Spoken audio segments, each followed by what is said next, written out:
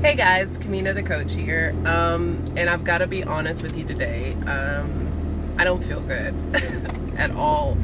I really don't feel well.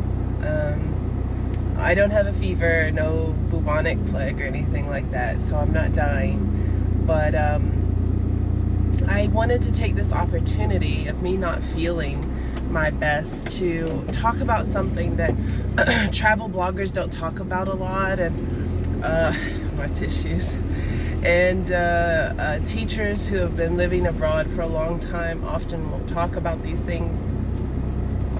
People just don't talk about this a lot. So one thing you can always count on for me, for those in my teachers group, they know I'm always going to keep it real. I'm always going to be honest with my followers and my clients. Living abroad is not easy. So let's talk about all the ways that living abroad is much more difficult than when we're living in the United States. So depending on where you're living, being sick abroad can be really challenging. Let's put the needing to go to the hospital part away. What about just being sick alone? So I don't really need to go to the hospital. This is just a sinus infection or a cold or something like that. This is rainy season, so change in season. Something to that effect is what caused it. So I don't need to go to the hospital. But I am effectively alone, surrounded by people, but at the end of the day, I'm alone. It can be a little stressful, especially the first couple of days when I felt really bad. I was like, oh, what if something happens to me? I'm here alone. And so, if you take it up a step in severity, there was a teacher that I worked with in Saudi Arabia who ended up, she had high blood pressure, she wasn't managing it properly with her medication, and she ended up having a stroke, and she'll never be the same again. We're thankful that she survived because she was in a coma. She had a stroke. It caused her brain stem to swell. They induced coma because she had a blood clot that was pressing on her brain. I believe that's how the story goes. Nonetheless, she's in a nursing, she's maybe 1 year older than me, and she's now living in a nursing home for life. And she had to go through that in Saudi Arabia all on her own. And I think that these aren't things that you plan for and think about when you're living overseas. And Saudi Arabia was a closed country at that time, so they couldn't get a visa for her family to join her, just in case something was to happen. If she was to pass, she would have passed alone, because the Saudi government continued to deny her family's visa to come in. It's not like that now. They have tourist visa, but tourist visa takes a month to process. Anyways, so being sick, I had major surgery in Saudi Arabia. I'm thankful for the medical insurance. It only cost me like $100 to have the surgery, but the quality of care, there were 2 nurses for 20 patients, I think, something like that. I was laying in a bed of blood.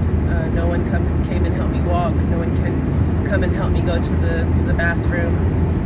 It wasn't, I wouldn't take it back, but it wasn't the most pleasant situation either. So being sick abroad is hard.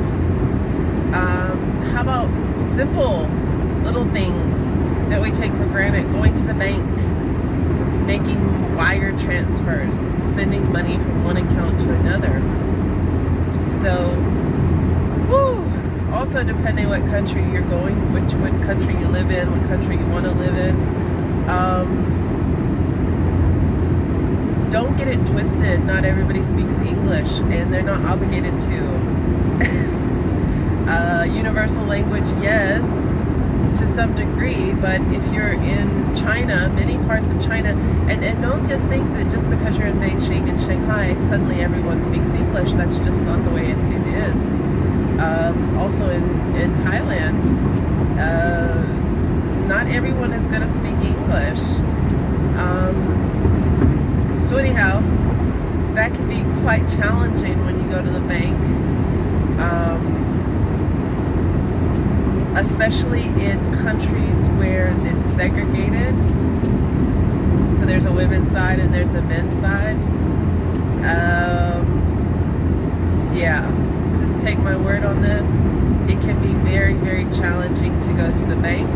I sent $1,000 to my U.S. bank account from a Saudi bank account in 2013.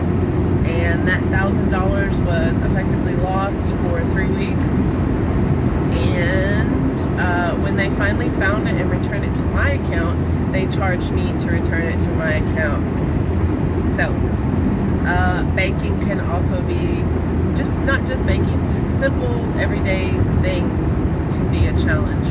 Shopping, banking, any kind of what you would consider simple transactions can be quite complicated when living abroad.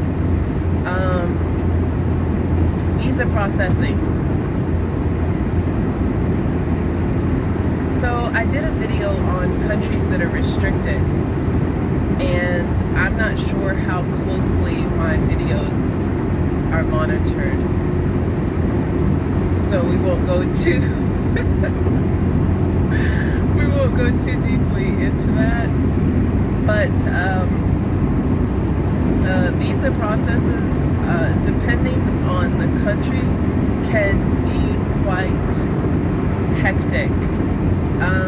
So the push all over the world, especially in the GCCs, the Gulf Coast countries, but all over the world, the push is that countries should be hiring their own people. Of course, that's the way it is everywhere, and the way it should be. Countries should be hiring if they have qualified people of their own, from their own country, they should be hiring those people for those positions first. But in education, it's a huge push. So because countries are making these laws that their people should be hired first, it also trickles down into the visa process.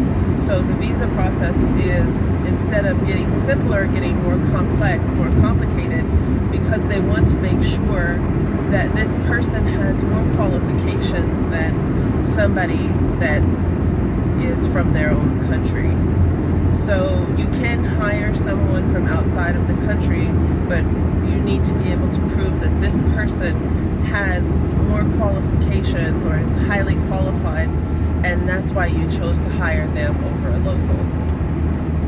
So as this push goes on all over the world, visa obtainment becomes more and more and more complex and more expensive, more complicated, more frustrating.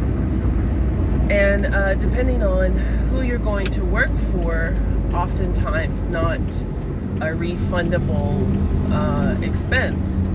So again, this doesn't really apply to licensed teachers. Licensed teachers are still at a point where they're so sought after that licensed teachers are usually going to get packages where that stuff is covered.